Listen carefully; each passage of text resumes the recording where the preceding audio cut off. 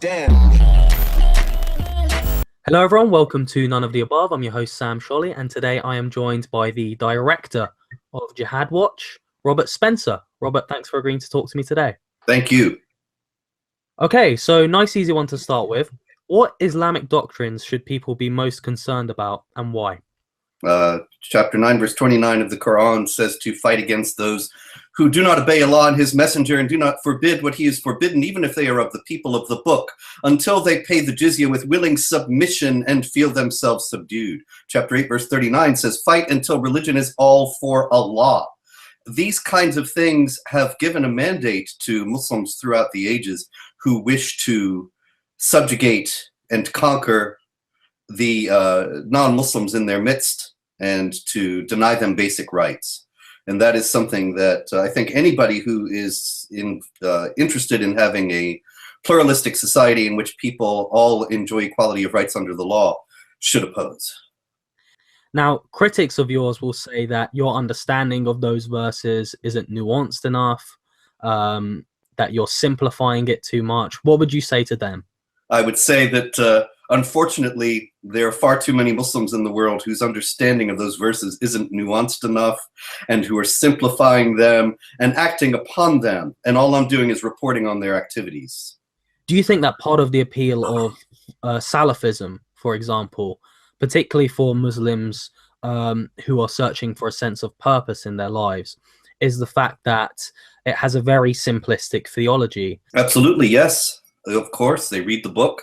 They see that's what the book says. They hear imams teaching that this is what they must do, and it makes perfect sense.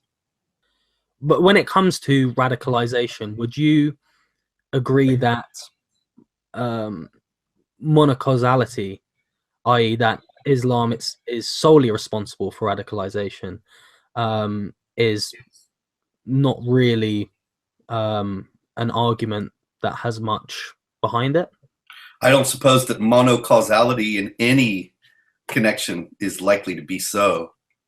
And Right. Certainly jihadis themselves are past masters at grievance propaganda and at manufacturing lists of all the terrible things that their adversaries have supposedly done, so as to call the faithful to action on the basis of defensive jihad, which of course when a Muslim land is attacked, it becomes fard ayn, an obligation on every individual Muslim to wage jihad. And so if a Muslim wants to recruit on that basis, he needs to show that a Muslim land has been attacked, which will involve, of course, various grievances and atrocities showing the fact of the attack and the egregiousness of it, requiring action on the other side. With that said, would you then agree that certain geopolitical events have exacerbated the appeal that radical forms of Islam have had and indeed are still having? Yes and no.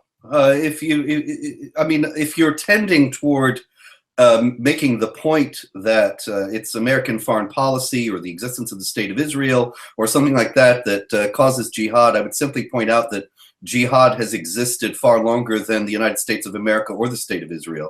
And that while there are pretexts that arise from both because they are enemies of the Salafist agenda and the agenda of other Muslims who see the world in the same way, these pretexts will pass as others have passed and others will be found. And underlying them is the theological imperative to conquer and subjugate.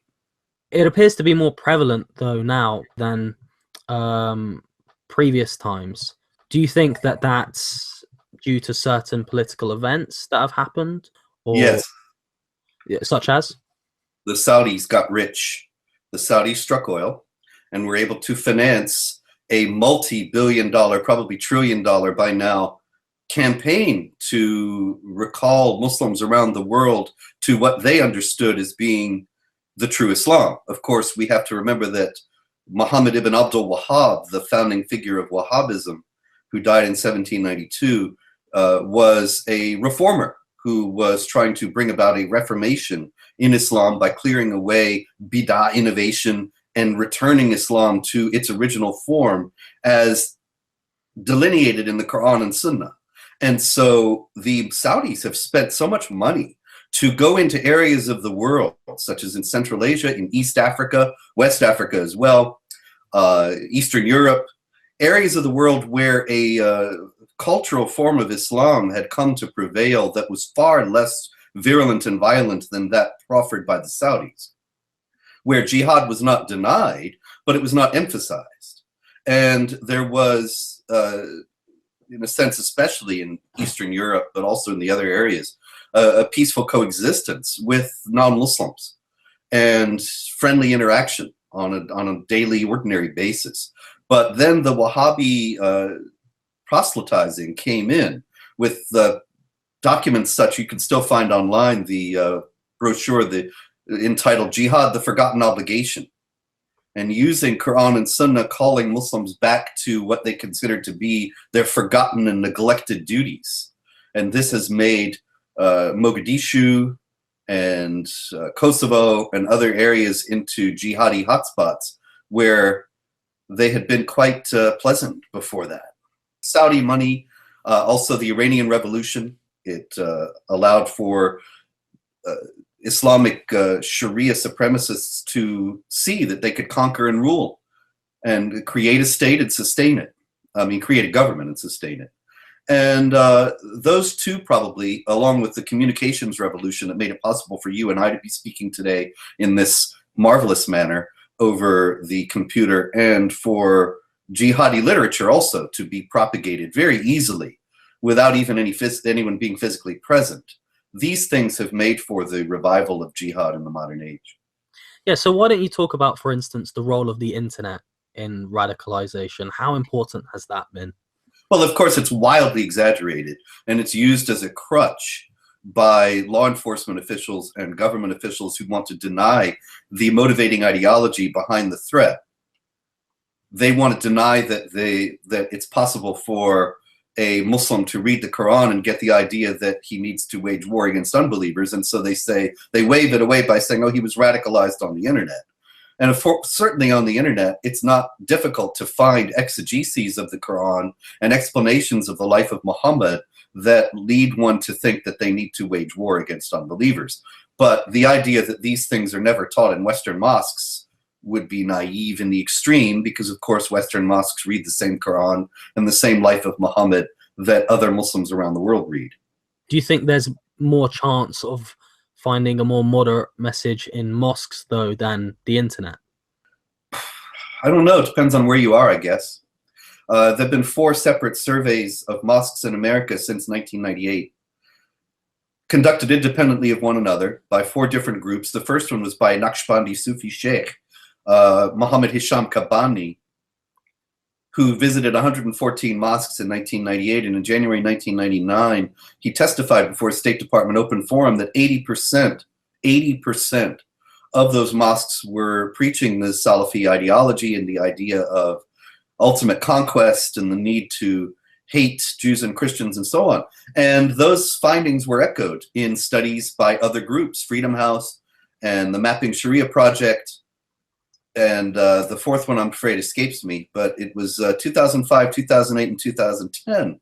And they all found 80% of the mosques teaching essentially the same thing that Kabani had found, and in the same proportion. And so certainly there's the other 20% that we're all glad exist, but unfortunately those surveys have not been answered by any countervailing indications that mosques are teaching pluralism and secular government and so on. What is concerning about mainstream Islam? Because there are concerning aspects, but which one specifically would you point to? Doctrines which you would say the majority of Muslims believe in that are problematic. Oh, well, if you look at things like the Pew Research Center surveys and so on, you find disturbingly high percentages of Muslims in the UK and in the US thinking that suicide bombing is justified under certain circumstances. And of course, that also is founded on the Quran in chapter 9, verse 111, where it says that paradise is guaranteed to those who kill and are killed for Allah. And the misogynistic assumptions The idea that beating a disobedient woman can be justified in some circumstances, and so on. These things, obviously, not every Muslim believes that or anything except that there's no God but Allah and Muhammad is his prophet. But these things being founded in the Quran are quite often taught in the West. And the prevalence of these assumptions, I think, is quite often underestimated by Western authorities. Critics often talk of the need for a reformation in Islam. Do you think that that's desirable or indeed possible? Well, the Quran says, chapter 5, verse 3, I believe, "This day I have perfected your religion for you." Now, if Allah is saying in the Quran that he's perfected the religion, then it's perfect. So a reformation is extraordinarily difficult, because what are you going to do? Fix what's perfect? You're only going to make it worse. So this has been a very great difficulty for Islamic reformers throughout history. The reformations that have been in Islamic history, or like I mentioned before, Wahhab, bidah, innovation, the idea that innovation is some major sin, is also a tremendous disincentive to reform, because you're opening yourself up to charges of being an innovator and thus a heretic and liable to be killed. So you have, for example, Mahmoud Mohammed Taha in Sudan in 1985 saying that the Meccan passages counseling peace should be understood as superseding the Medinan passages counseling war, rather than the other way around, as is the mainstream understanding. And he was executed by the Sudanese government as a heretic. So this is a great difficulty. The reform that we've seen in Islam is like Wahhab's, getting back to the book and back to the Prophet. And the book and the Prophet do teach warfare against unbelievers, as is quite obvious from the behavior of the believers themselves. Are there any Muslim reformers out there that you endorse? Sure, anybody who speaks honestly about the need to reevaluate the understanding of Muhammad as the perfect man, al-insan al-kamil, the idea of the Quran as uncreated and perfect and eternal. I'm all for that. Actually, my former colleague, the late Tashbi Sayed, was, I think, the most important Muslim reformer of modern times. Unfortunately, he passed away a few years ago, but his work was extraordinary in questioning both of those principles, which would be the first step toward reevaluating the Quran, being able to spiritualize various of its aggressive aspects, and thinking about Muhammad in new ways.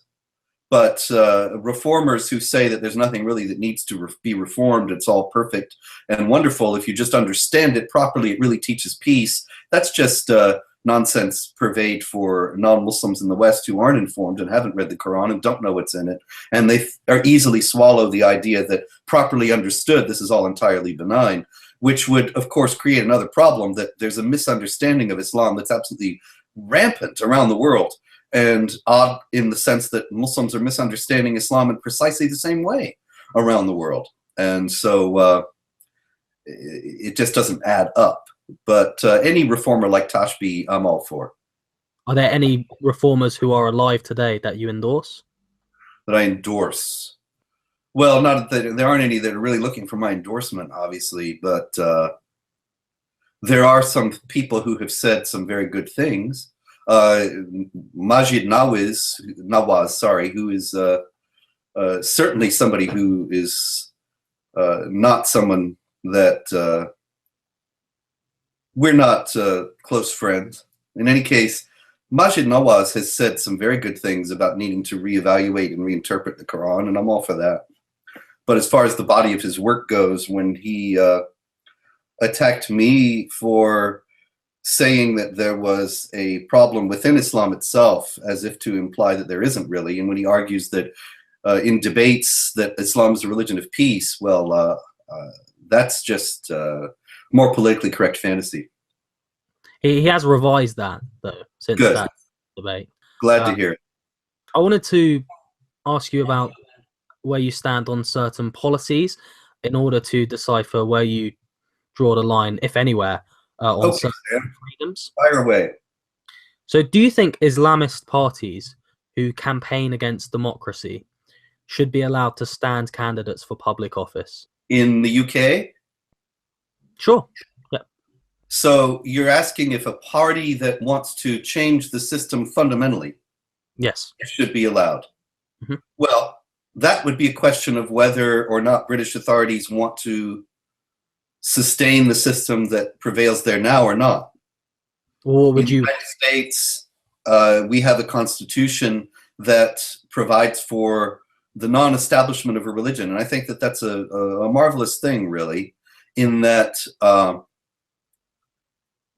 the idea of an established religion is something that's inherently oppressive to those who don't hold to the religion. And so I very strongly believe in non-establishment of a religion in a secular government in which people of vastly differing, and even opposing points of view can live together and put up with one another without trying to gain hegemony over one another. And I think that's absolutely essential to any functioning society today, in which it's going to be essentially inevitable that you will have people of vastly differing worldviews. And so it's either that or the hegemony of one group over all the rest. So I think that if the United States wants to preserve its Constitution, and particularly that provision of the First Amendment, then it cannot allow parties of that kind to propagate, to work within the system, because they would be destructive to the system itself. In the 50s, there was an above-board American Communist Party that operated and ran presidential candidates and so on. And meanwhile, the Communist Party that was working to overthrow the U.S. government was that was something that was prosecuted. Now, this was a very fine distinction, because obviously, if Gus Hall had been elected president, that would have been the last election. And so it's problematic. And it could be argued that there are existing laws in the United States. I don't know so much about the UK, but there are existing laws in the United States that outlaw sedition and subversion, and that would fall under them. And that's a question for lawyers. But certainly I would think that parties that want to subvert a system that is the only system whereby it can be possible for people to live in peace with differing points of view, that would be unwise at the very least. Would you trust the government to define which parties should be disqualified? No. So there's a difficulty, isn't there? Yeah, it's a difficulty. There are always difficulties with all these things, my friend. But no, certainly I wouldn't trust the US government, and certainly not the UK government, to make any such judgments at this point. Certainly both of them. Now, this could change drastically in the US very soon, of course. We're speaking, is it okay for me to say when we're doing this? Mm-hmm. We're speaking on Thursday, the 19th of January, the day before the inauguration of Donald Trump, if they don't kill him. And that could change, but right now the US government and the UK government both are in complete denial about the nature and magnitude of this threat, and committed as a matter of policy to ignoring and denying its motivating ideology. And so they would more likely outlaw a party that represented my point of view than a party that represented the Salafist point of view. And so, well, that's why we need to throw the bums out, and we're working on it in the US, if not in the UK. So if you got the right politician in who would disqualify the right parties in your eyes, you would welcome that. Well, you understand it's a very difficult thing, but it would have to be somebody who is actively and openly saying, we're going to replace the US Constitution with Sharia or whatever else. How much change to the Constitution should be allowed, though? Because there will be parties who... Oh, there's all sorts of change to the Constitution. You want change to the Constitution? You got it. But there are procedures for that. You go through the constitutional process and get an amendment. The Constitution has been changed many, many times. As a matter of fact, if the Constitution were still in the form that it was originally written, then there wouldn't have been any popular vote at all, much less any controversy over who won it. And so there are perfectly good ways to change the Constitution. But at the same time, we have to remember that tomorrow, Mr. Trump, if they don't kill him, is going to be taking the oath of office to preserve, protect, and defend the Constitution of the United States, not to ignore, deny, undermine, subvert, and trample it. No, indeed, the Constitution's been amended 27 times, to my knowledge. Yeah, I believe that's right. So that's fine. But suppose an Islamist party said, okay, we're going to go through all the proper channels and we're going to attempt to fundamentally change the Constitution that way. Would you still take an issue with that? But I wouldn't want them outlawed. I would want to oppose them in the open forum. And the problem is there's no open forum in the United States right now. Only one point of view is allowed in the mainstream, and that's the point of view that would say that a party like that is perfectly fine and there's nothing wrong with it. And so fine, let's accept that. Perfectly fine and nothing wrong with it.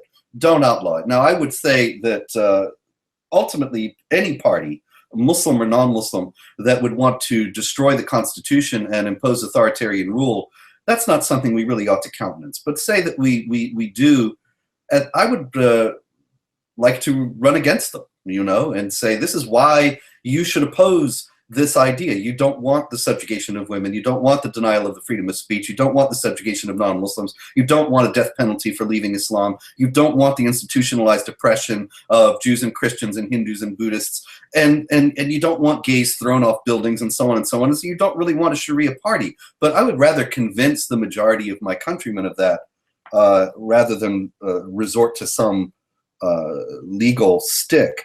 Now, you can say, well, you're contradicting yourself now. And yeah, I suppose so. This is not things that I've really thought about. I believe very strongly in the US Constitution and in pluralistic societies and open discussion and debate. And all too often, there is no open discussion and debate because the other side forecloses on it, not mine. And so I don't want to be in the position of supporting anything close to that. But at the same time, if a tolerant society tolerates a radically intolerant group, it's not going to be a tolerant society for long. There has to be a line drawn somewhere. There was a line drawn in the 40s and 50s about the communists, the open Communist Party versus the underground Communist Party. There might be something workable in that could be used today. But here again, that would involve a very massive change in the governing authorities for it even to be discussed. Well, you see why I'm asking you these things. You want to see if I'm really an authoritarian at heart and really somebody who wants to take Muslims and arrest them and put them in camps and all these things. That's arrant nonsense, and I think you probably know that. I would much rather debate Anjem Choudhury, and of course I've debated Anjem. I'd much rather debate Majid Nawaz, but he won't debate. And I'd much rather debate Reza Aslan, and he won't debate. I'd much rather discuss things with these people and show that their ideas are rotten and that their ideas are wrong rather than suppress them. They're the ones trying to suppress the point of view I represent.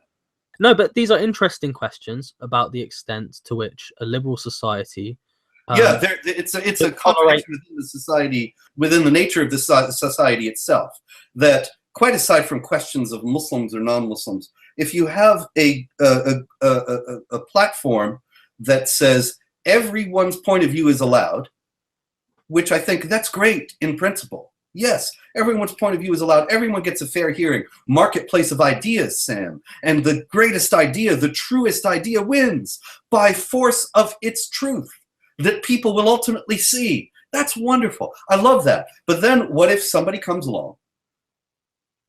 Forget about religion. Just somebody in theory comes along and says, my idea is that all the rest of you shut up and submit to me.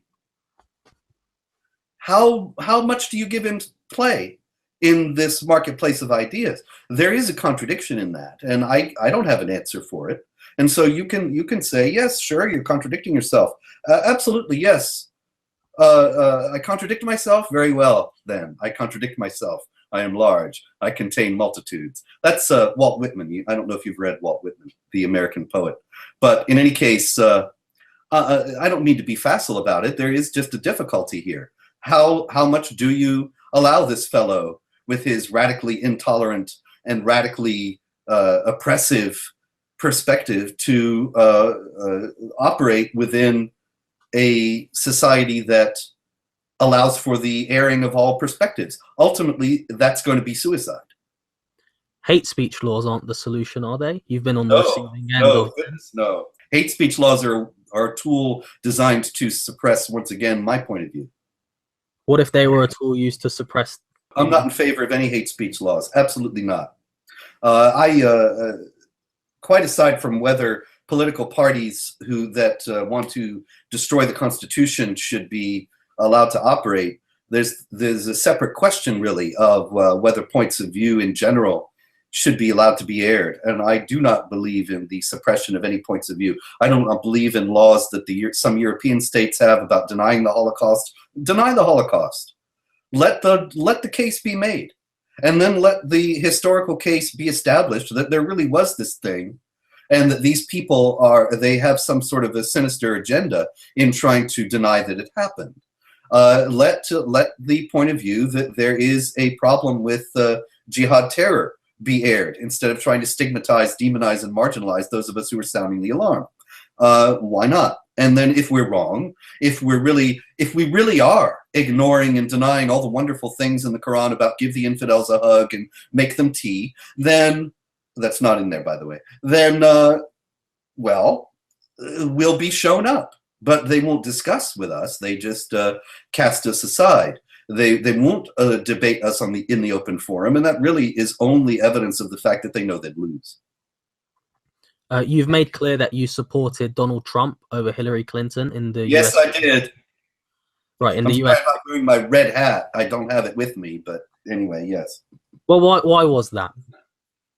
Because for all his obvious faults and limitations, he was the first presidential candidate since John Quincy Adams to enunciate the idea that there was a threat coming from Islamic doctrine. He called it radical Islam, and I would call it mainstream traditional Islam, but he nonetheless did say that there was a problem that had to be dealt with, whereas successive presidents since 9/11 from both parties, both of them said there was no problem within Islam. Islam is just encompassingly wonderful, and there's only a problem with these people who are misunderstanding it. And so we need to encourage the growth of Islam in the West while fighting against the terrorists, without making any steps to distinguish what made some Muslims terrorists and what were the motivating factors within Islam that might lead to that. And so only exacerbating the threat within the West by allowing it to grow because it's being denied. And so Donald Trump may not do anything about this. I'm not at all certain that he's going to fulfill his promises, but certainly even saying that he's going to deal in some way with the motivating ideology of the terrorists is a vast improvement over what we've had for 16 years, and longer than that, in fact. Did you support his proposed temporary Muslim ban? Oh, yeah. Look, you've got a choice here, Sam. Your choice is that you allow in a group of people, among whom are an unknowable number of people who are going to kill. Or you don't allow anybody in until you can implement some more effective mechanism to discern who among the group is going to kill and who isn't. So you either do something that will inconvenience some people for a temporary period, or you do something that is certain to get Americans killed. I opted for the inconvenience. So you don't think the vetting process in the US is strong enough at the present time? The vetting process in the US right now is a joke. It's ridiculous. It doesn't even exist. Look, Barack Obama and Hillary Clinton deny that Islam has anything to do with terrorism.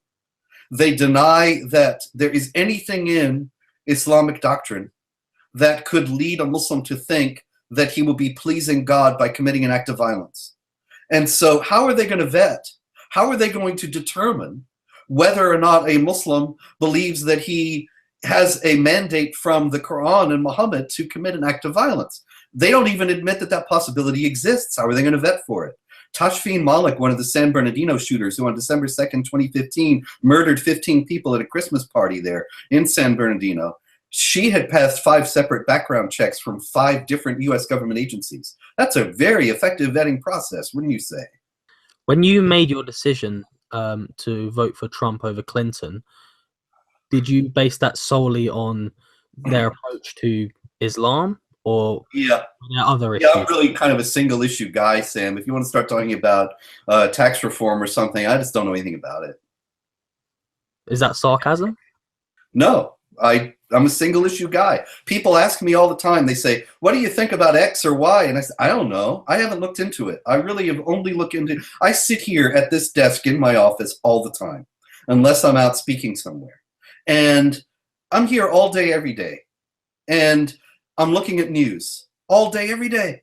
But it's only jihad news. If when I see Hillary Clinton says the Obamacare this or that, I don't know anything about Obamacare. And so I really am not competent to speak about it. I wanted to talk about the FBI because you have said that you led seminars on Islam and jihad for the FBI. Went on for a period of about 5 years. Okay, could you talk about it? Yeah, sure. I used to go into FBI offices and military bases, and one occasion the CIA and U.S. Counterintelligence Center and Joint Terrorism Task Force, various offices around the country, various military bases, and I would teach them about the Quran and Muhammad and take them into the mindset of the jihadi, show them what the Quran said, what Muhammad did in the life of what's depicted in the life of Muhammad, and show how these things were factors that would incite and motivate jihadis to do the kinds of things that they do. I believe it's very important for counter-terror analysts to understand the mindset of the people they're trying to counter. You can't defeat an enemy you don't understand, so you have to understand his worldview, and that's what I would do. What were you telling them that they didn't know already? You'd have to ask them. I don't know what they knew already. Do you recall how they instinctively reacted to being told the things you were telling them? They stood up and pounded their bayonets on the ground and said, "Let's go kill them all." No, seriously, they took it very seriously, and we had very serious and intense discussions, and they asked very incisive questions. That happened on every occasion without exception. And on some occasions, they were very upset and said, "But this is quite different." Actually, here's in response actually to your earlier question that I tossed off rudely. Here's the answer, actually, because I remember this now. A fellow said that he dealt with the Council on American Islamic Relations every day and relied on them, and this is quite different from what they had told him. And how did I expect, and the other gentleman who was with me expect that he was going to be able to deal with CARE if what I was saying was true? And so we took him through the history of the Council on American Islamic Relations and its ties to Hamas and the Muslim Brotherhood and its history of deception and counseling Muslims not to cooperate with law enforcement and so on. And what he ultimately concluded and whether he dealt with CARE after that or not, I don't know. Certainly CARE is still quite popular with the Obama administration, but the Obama administration has only one more day to go. Did you find FBI personnel to be ignorant then of certain Oh Islamic? yeah, generally Americans have no idea of the teachings of Islam, no idea whatsoever, and they tend to think that Muhammad was like Jesus or like Gandhi or like Buddha, and they don't know much about Jesus or Gandhi or Buddha either, with some exceptions, but generally thinking that he's a benign religious founder, somebody who teaches magnanimity and benevolence and the general need to be charitable and kind to everyone.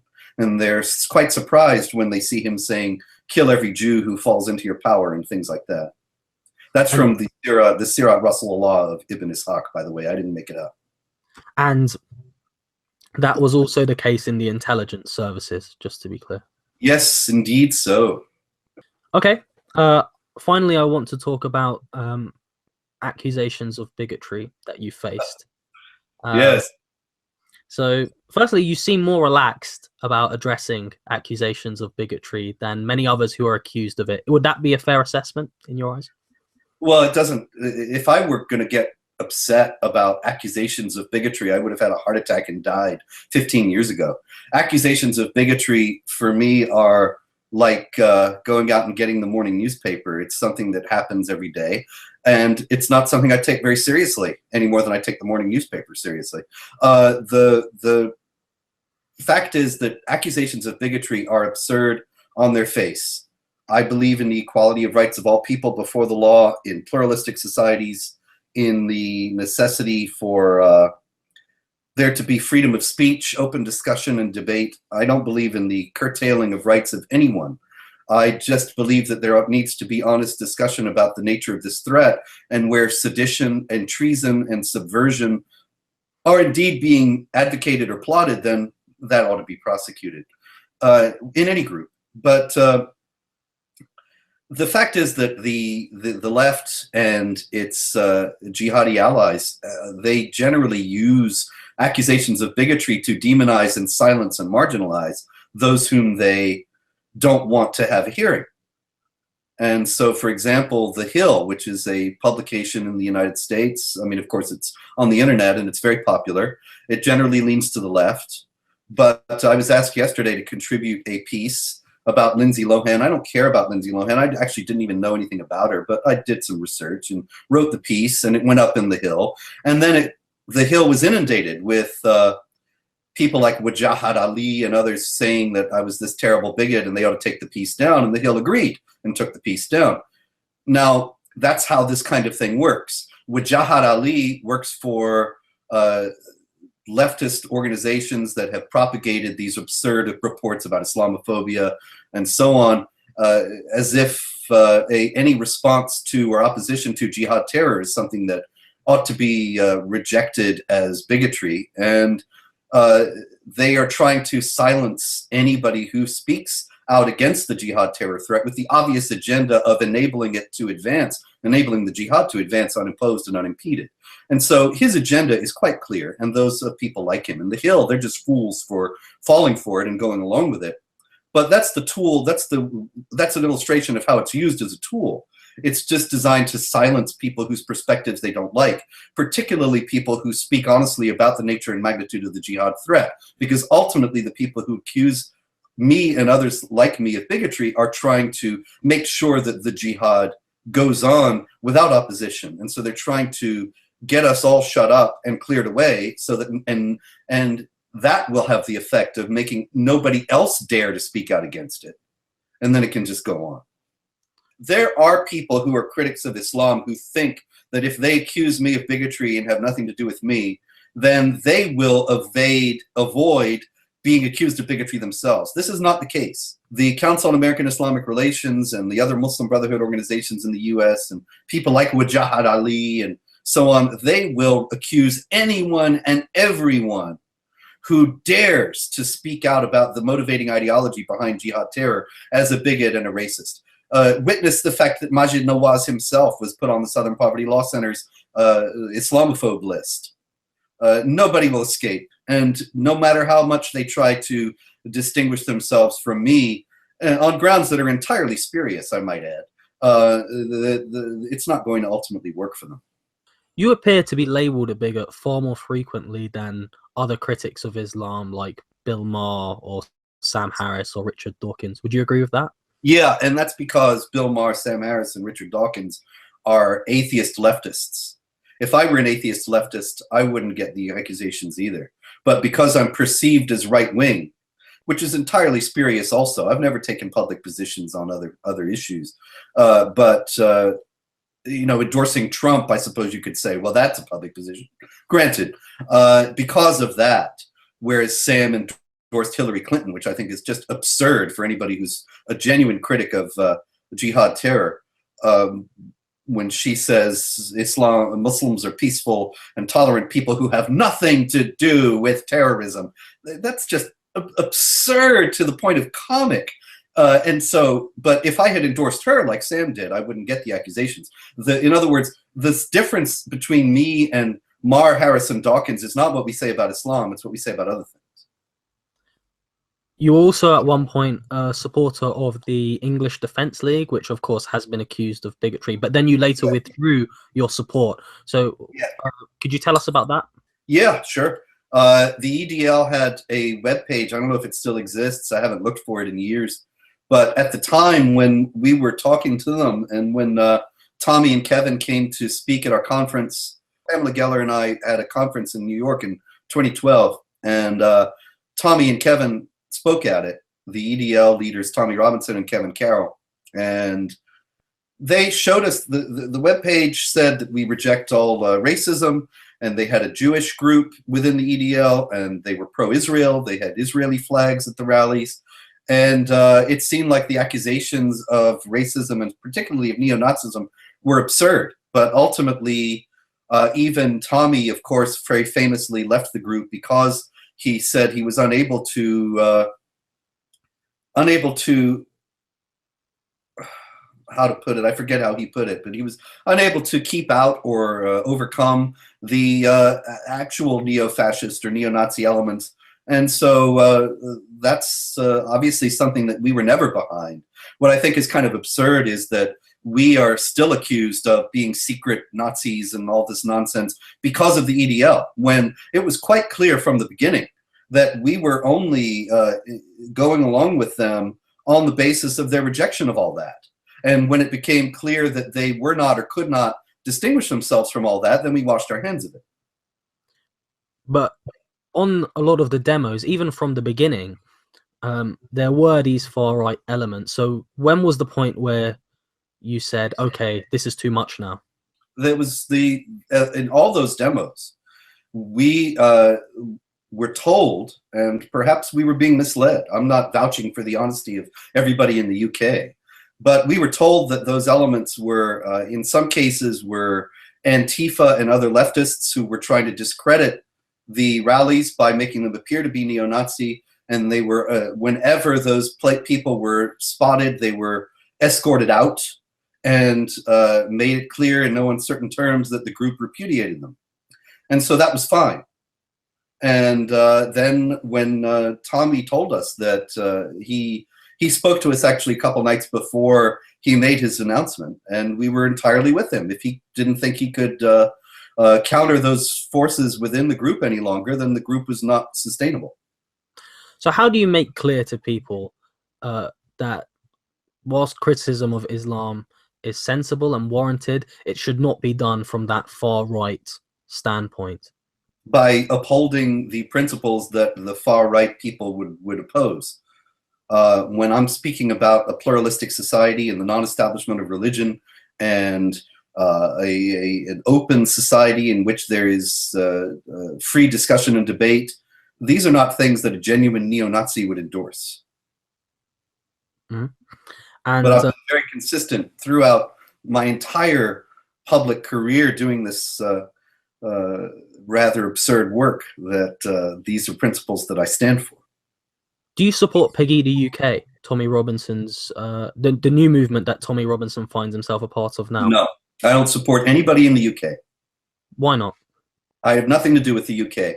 I'm not allowed to enter because I said that Islam has a doctrine of warfare against unbelievers, which is like being not allowed to enter because I said water is wet. And so I have nothing to do with the UK, and I have no comment on any forces within the UK.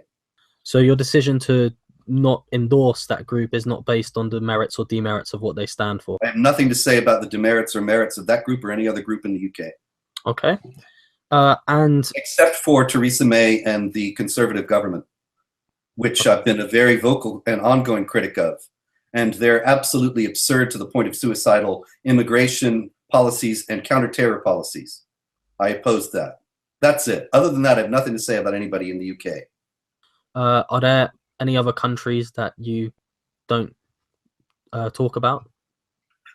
No, I talk about pretty much every other country. But I don't endorse groups in any other country. I'm not doing that. I don't know enough about these groups. I don't have any contact with these groups. I was recently accused in a rather wild piece, a piece that made me wonder if it was a parody, saying that I had all these connections with all these people in all these countries. And I thought, I never even heard of these people, much less have connections to them. And so I don't have anything to say. You can run through the roster. I don't have anything to say about any of these groups. I don't know enough about them. Did your experience with the EDL affect your standpoint now? Oh, sure, yeah. The EDL was something when we started to speak out in support of it. It's kind of crazy how it all happened. That people were saying, "Oh, this is bad. You shouldn't get involved with these people. They're involved in these things." And we would say, "Well, we have these assurances and their charter and so on, and you can look on the website and all that." But in other words, they were an albatross around our neck. And then when Tommy repudiated the group, even though we approved and went along with the repudiation, we suddenly became an albatross around him. And I see he's accused of associations with us, and I think that's so absurd. He's the guy who was out there doing these things, and you know, I've never been in any brawls and fights and so on. I'm just a writer. I wrote books. The books stand or fall on their own merits. And they are simply expositions of the Quran and the life of Muhammad, the doctrine of jihad, and so on. If they're true, they're true, and if they're false, they're false. I would love, as a matter of fact, to debate anybody on them, but they don't really want to talk about all that. They want to talk about who I might have been in a room with sometime that shows that I'm secretly a Nazi. Okay, this next question may appear controversial. Yes, It may appear controversial at its inception, but go ahead. Okay. Very hard to get me angry. Go ahead. All right. Anders Breivik, the Norwegian journalist, he quoted you 64 times in his manifesto. Now, I just want to make clear to those watching, I'm quite sure, Robert, that you don't support what Breivik did, nor do you support his general aims. But I just wanted to ask, how do you feel about that? Because he obviously did mention you there. And yes. Did you read the thing, or did you just read that he mentioned me somewhere? Did you read his vile thing? No, I didn't. Okay, if you had read it, you would see a passage in one of those mentions of me, these infamous mentions of me, that he said that I did not advocate violence. And that was where I was wrong. Nobody ever quotes that because they want to make out that I incited him to violence, which he explicitly repudiated. He also, he said that he was moved to his act of violence by looking at Al-Qaeda and Hamas. And he thought that he could make common cause with Al-Qaeda and Hamas, which I would never say. And so the idea that I inspired Anders Breivik to kill people is repudiated by Anders Breivik himself. But people don't read it because they just want to use it as a propaganda point to repudiate what I'm saying. They don't like what I say about the Quran, and so they use Breivik as a stick to hit me with. But legitimately, there's no substance to it. My question wasn't whether you inspired him, though. It was more how you felt about it. So when that happened, when you found out about these mentions, did you feel, okay, I need to distance myself? Did you feel I should just ignore what people are saying about me here? What was your reaction to that? It was impossible to ignore. I mean, I was asked to go on I was on NBC News being accused of this. And so, you know, it wasn't possible to let it pass by unremarked. And so I had to respond and say that obviously I had nothing to do with this, and I was no more responsible for his violence than the Beatles were responsible for Charles Manson's killing. Manson, you may know, invoked the Beatles songs saying that they had secret coded messages that were telling him to kill. And that was just as absurd as Anders Breivik killing on the basis of anything I had said. Actually, he wasn't motivated by anything that I said at all. If you read his actual manifesto, it's incoherent, it's self-contradictory, he's quite obviously insane, and he invokes all kinds of people and quotes all kinds of people. He quotes me a lot because I run a news site, and so he cited a lot of news that I had posted, but he also quotes Barack Obama and John F. Kennedy and Charles Darwin and people like that. Obama somehow is never accused of inciting him to violence. Do you think that anti-Muslim bigotry is a big problem in the West? No. Do you think that if you spoke out against it more, then people would be more likely to have a charitable interpretation of what it is you believe and be less likely to accuse you of being an anti-Muslim bigot? I don't think so. I don't think it has anything to do with me. There is nothing bigoted about what I'm doing. I'm saying this is what's in the Quran. This is what's in the life of Muhammad that inspires jihadis. This is what jihadis are doing. This is what it's based on in the Quran and Muhammad. If somebody goes from that to say, oh, let's go kill them all, that's not anything that I've said.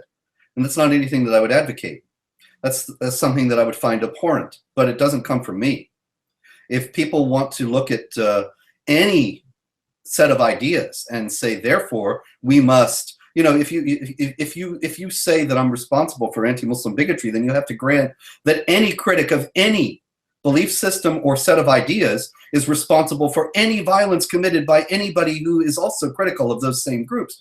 That's absurd. That would ultimately rule out everything. Robert, thank you. Thank you. So I read that and tremble, because that's a description of what a human being is like. You know, you think it was the Nazis, you think it was the Soviets. That's rubbish. It was you. And if you don't understand that, then you're weak and uninformed and dangerous.